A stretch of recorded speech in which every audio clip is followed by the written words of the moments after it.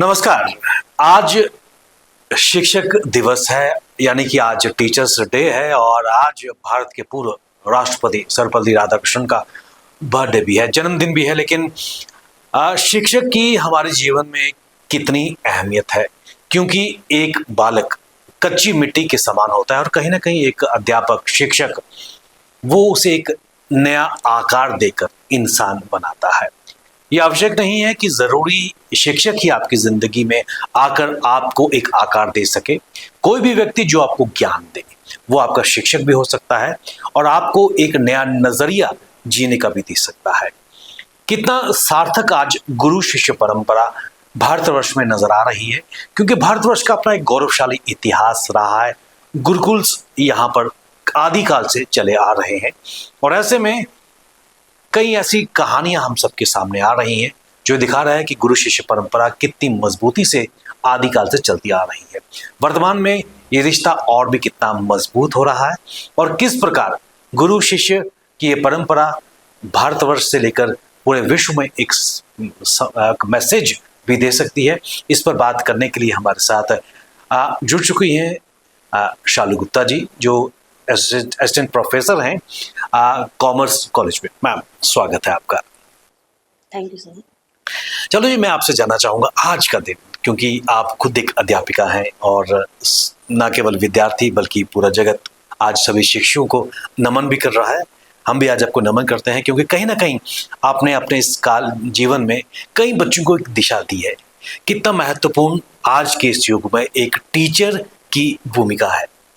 सबसे पहले सर आपका बहुत बहुत शुक्रिया कि आज के दिन आपने मेरे को ये अवसर दिया, यहाँ बुलाया, सम्मान दिया। मैं समझती हूँ जैसे माँ बाप के बाद सबसे ज़्यादा टाइम जो है, सबसे ज़्यादा समय जो है बच्चा अपने टीचर के साथ बिताता है। दिन के 6 घंटे 8 घंटे वो टीचर के साथ होता है और टीचर एक शिक्षक है जो उसका मार्गदर्शन करता है, जो उसको बताता है कि उसके लिए सही क्या है, गलत क्या है। शिक्षक सिर्फ पढ़ाता नहीं है, शिक्षक उसकी पूरी की पूरी उसकी काया चेंज कर देता है। उसका काम होता है अपने बच्चे को देखना, जानना, बच्चा क्या कर रहा है, किस राह में चल रहा है और उसके मन में चल क्या रहा है। हम सिर्फ 40 मिनट या 1 घंटा उसके साथ बिताते नहीं है। हम उस 40 मिनट में 1 घंटे में हमें पता चलता है, अगर क्लास में 40 बच्चे हैं तो मेरे को पता होना चाहिए, एक शिक्षक को पता होना चाहिए कि उस के क्लास में जो 40 बच्चे हैं उन 40 के दिमाग कैसे हैं, क्या कर रहे हैं, क्या वो सुन रहे हैं या कहीं सिर्फ बैठे हुए हैं और कहीं और हैं। ठीक है, हमें भगवान ने शायद टीचर को इतनी शक्ति दी हुई है, वो सोचने समझने की सलाहियत है कि उसका बच्चा क्लास में ही है या कहीं और है। और सर मैं आपको ये बताऊं कि जैसे आज मेरे को पढ़ाते पढ़ाते 20 साल हो गए, मैं हमेशा बच्चों को एक चीज बोलती हूँ कि आप जो हो ना, आज यहाँ पे खड़े हो, वो आप अपने माँ बाप की वजह से खड़े हो। पता नहीं कितनी अपने आप को दिन में कितनी बारी मारते होंगे और आपकी चीजें, आपकी ख्वाहिशात पूरी करते हैं और हमारा ये फर्ज बनता है कि हम उनको पे बैक करें वापस। हम कहीं इधर उधर नहीं जाए, हम देखें हम कर क्या रहे हैं। हम आज का बच्चा जो है वो उसमें ना मतलब बर्दाश्त करने की क्षमता जो है वो खत्म होती जा रही है। मैं चाहती हूँ, मुश्किलें सबकी जिंदगी में आती हैं, उसको आप समझो हम कर क्या रहे हैं। आज का बच्चा, हम कहते हैं कि आज का बच्चा कहीं गुम होता जा रहा है, अपने में ही कहीं गुम, कहीं ना कहीं उसमें हमारी गलती है, हम उनको ध्यान नहीं दे रहे हैं। अगर हम उनको टाइम देंगे, हम उनके साथ समय बिताएंगे और उनको समझने की कोशिश करेंगे उनके मन में क्या चल, तो शायद हम इस चीज से बाहर निकल जाएंगे। हम अपने बच्चे को समझ जाएंगे। जब हम अपने बच्चे को समझेंगे, हम उसके और वो भी हमें जब समझेगा तो हमारे अकॉर्डिंग चलेगा। और ये गुरु शिष्य का जो रिश्ता है ये बड़ा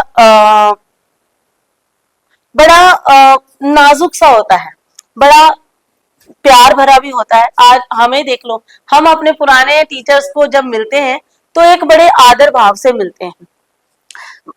मतलब अपने आप में ही एक होता है कि हमारा टीचर सामने आया तो हम खड़े हो जाते हैं। चेयर वो एक इज्जत, जो एक श्रद्धा भाव है उनके रिलेटेड, तो वो हम प्रकट करते हैं। क्यों? क्योंकि हमें लगता है कि उन्होंने हमें चेंज किया है, उन्होंने हमें कहीं कुछ अच्छा सिखाया है। मेरे को आज भी याद है 9th स्टैंडर्ड के, मतलब मैं जब 9th स्टैंडर्ड में थी तो हमारे सर होते थे मैथ्स के, द्वारका सर। आज उसको बीते हुए मुझे लगता है शायद 30 से भी ज्यादा हो गए। और मुझे लगता है मेरे को जितना मैथ आता ना, मतलब मैंने सारा सर से सीखा हुआ है।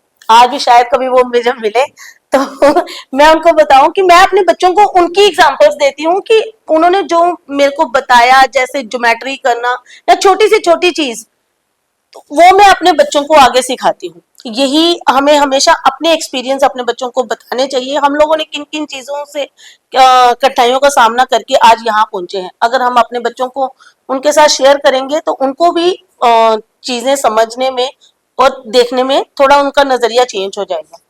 नजरिए की आपने यहाँ पर बात की और आपने बहुत ही खूबसूरती से चीज़ों को यहाँ पर आपने पिरोया और कहीं ना कहीं अपने अनुभव को क्योंकि जिस तरह आपने कहा कि आपके जो सर थे द्वारिका सर, उनसे बहुत कुछ सीखने को मिला है। और एक जब भी हम उस चीज़ से हैं कि जब भी कोई हमारे पुराने टीचर हमारे सामने होते हैं तो रेस्पेक्ट सामने जी, आती है, पाँव छूते हैं। आपसे मैं दो चीज़ें जानना चाहूँगा कि आपकी अर्ली स्कूलिंग कहाँ से हुई, और उसके साथ साथ जब आप खुद एक विद्यार्थी थे उस वक्त टीचर के प्रति आपका रवैया क्या था, और इस वक्त आपका नजरिया बच्चों को लेकर क्या है? सर मेरी जो स्टार्टिंग स्कूलिंग है वो Tiny Tots Higher Secondary School से है, रेजेंसी रोड।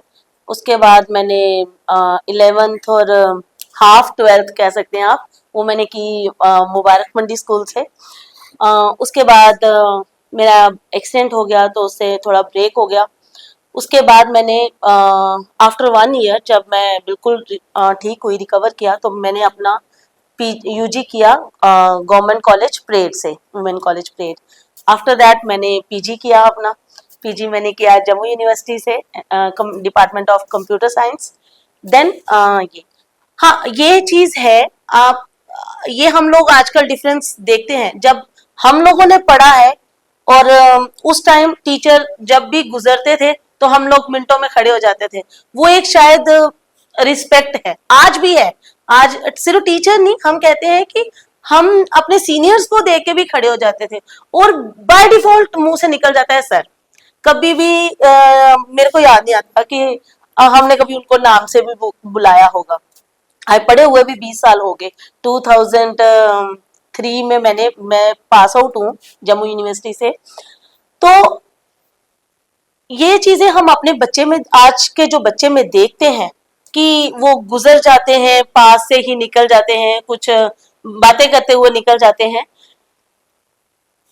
हम देखो, मुझे लगता है एज अ टीचर हम सिर्फ बच्चे को बोल सकते हैं। जैसे मैं अपनी क्लास में बोलती हूँ ना, क्लास में जब हम लोग एंटर होते हैं तो आधे खड़े होते हैं, आधे बैठे रहते हैं। तो मैं उनको यही बोलती हूँ, मैं को बच्चे खड़े होने की जरूरत नहीं, रिस्पेक्ट दिल से निकलती है। जब आपको है ही नहीं तो आप आधे खड़े और आधे, इससे अच्छा आप बैठे रहो। मेरे को नहीं जबरदस्ती खड़ा कराना। आप सोचो कि आप कर क्या रहे हो। कोई क्लास में आया है, आपको उसको रिस्पेक्ट देनी है या नहीं देनी, ये आपके ऊपर। मगर मुझे लगता है कि शिक्षक को वो स्थान मिलना चाहिए जो आज से 10 साल या पहले 15 साल मिलता था। बच्चा शायद इसमें ही गुम रहता है, पता नहीं क्यों।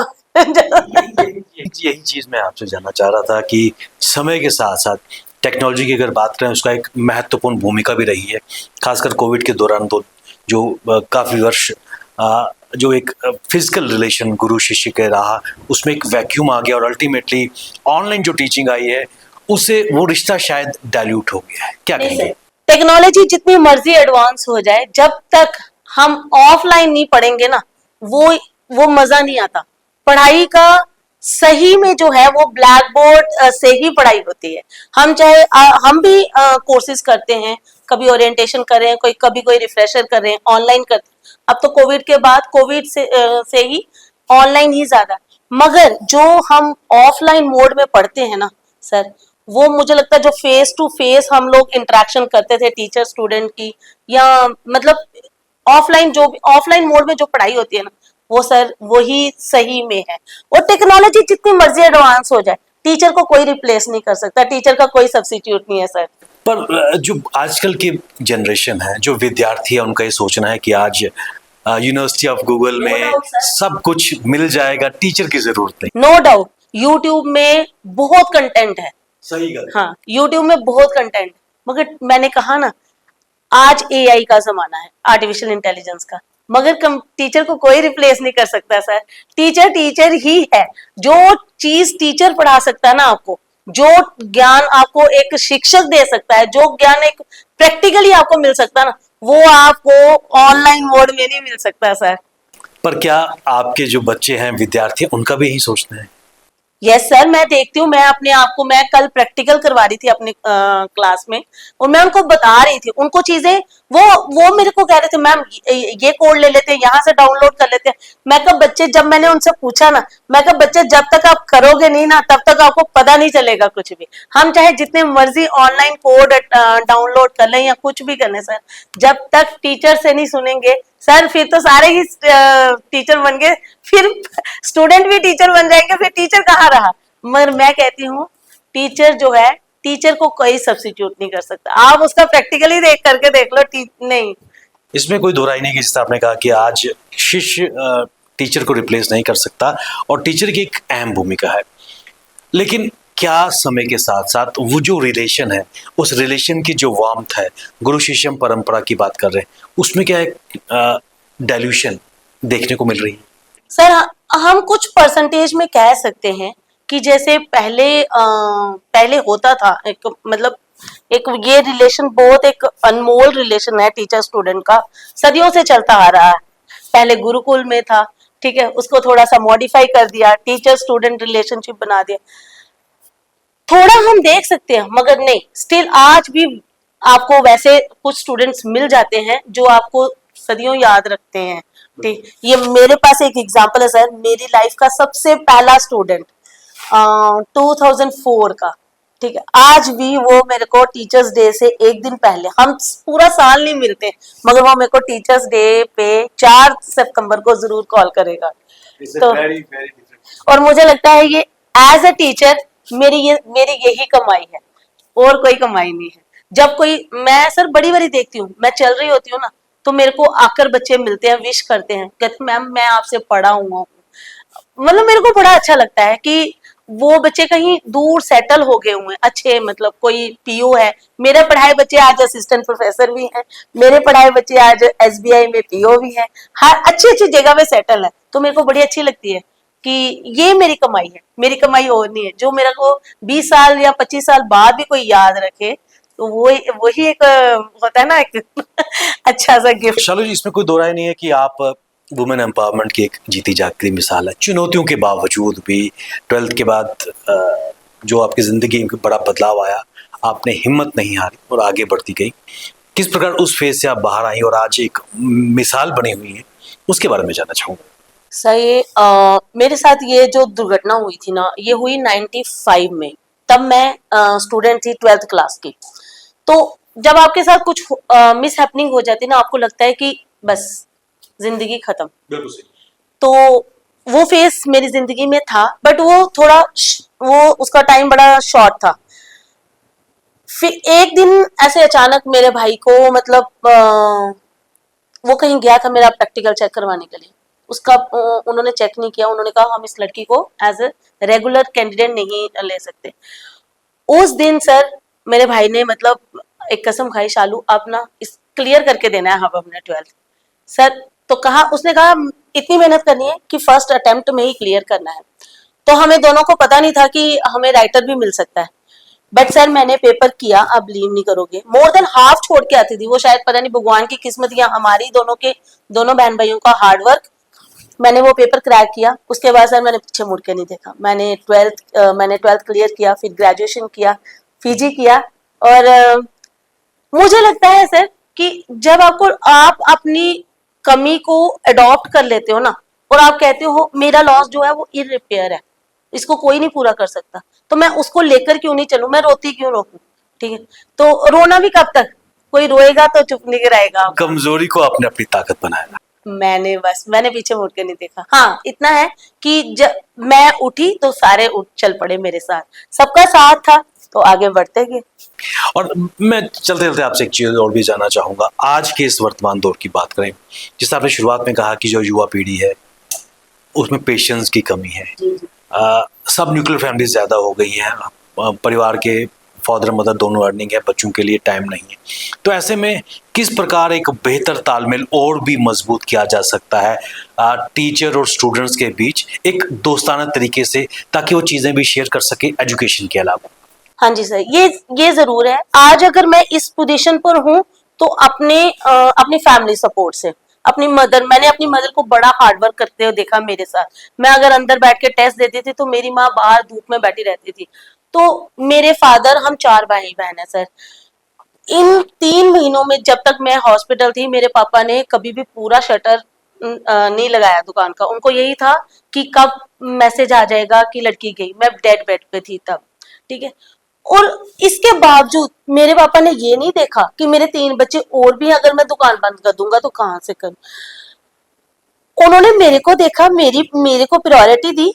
उन्होंने कहा नहीं, मैंने लड़की ठीक करनी। और आज मेरा फर्ज बनता है कि मैं उन दोनों को देखूं।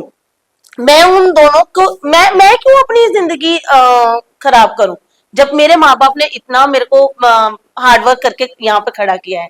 ऐसे ही मैं आज के बच्चों को मैसेज देती हूँ, जिंदगी में चाहे जितनी मर्जी कठिनाई आए, जितना मर्जी बुरा वक्त आएगा, वो छट जाएगा। मैं ये कहती हूँ कि सिर्फ हमें बर्दाश्त करना है, पेशेंस रखो, चीजें घट जाएंगी।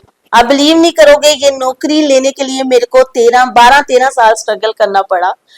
कोई भी चीज इतनी जल्दी नहीं मिलती। हाँ, किसी किसी को जल्दी मिल जाती है तो किसी किसी को थोड़ा सा परिश्रम करना पड़ता है, बट कभी भी गलत राह अपनाने से कोई क्या चीज जल्दी मिल जाती है। अगर हम लोग आज हम देखते हैं उस बच्चे ने सुसाइड कर लिया, उस बच्चे ने अपने आप को खत्म कर लिया। खत्म करने से क्या होगा? आप अपने माँ बाप को जीते जी मार देते हो। हमें उनको लेकर चलना है। उन्होंने इतनी मुश्किलों से हमें पाला है। ये जिंदगी हमारी नहीं है, ये जिंदगी उनकी है, उनका कर्ज है हमारे ऊपर, हमें ये उतारना है। और आज मेरे पेरेंट्स, मेरे फादर नहीं है सर, मगर मेरी जॉब जब लगी थी तो मुझे लगता है कि सबसे ज्यादा वो ही खुश थे। और मेरे को जब वो बीमार हुए ना, उन्होंने मेरे को कहा, मैं कहा डैडी मैं आती हूँ आपसे मिलने। कहते नहीं पुत्र, ये नौकरी बड़ी मुश्किल मिली थी। मैं ठीक हाँ तू, मगर उसके बाद मेरे पापा बोले नहीं। आज 7 साल हो गए उनको चले हुए।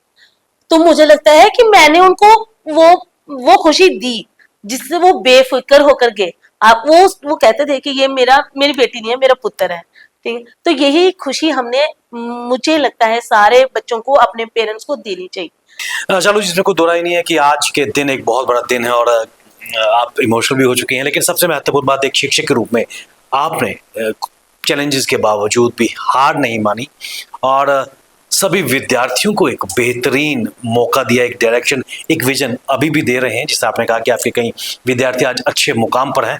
एक शिक्षक के लिए इससे ज़्यादा खुशी की बात हो नहीं सकती कि 20 साल के बाद भी एक विद्यार्थी आपको रिकॉग्नाइज करे, एक बड़ी अचीवमेंट एक टीचर के लिए। और वैसे ही विद्यार्थियों को भी कहीं ना कहीं ये सीखना होगा कि सब कुछ रातों रात नहीं होता, पेशेंस की जरूरत है, और तभी जाकर ये गुरु शिष्य परंपरा और भी मजबूत हो पाएगी।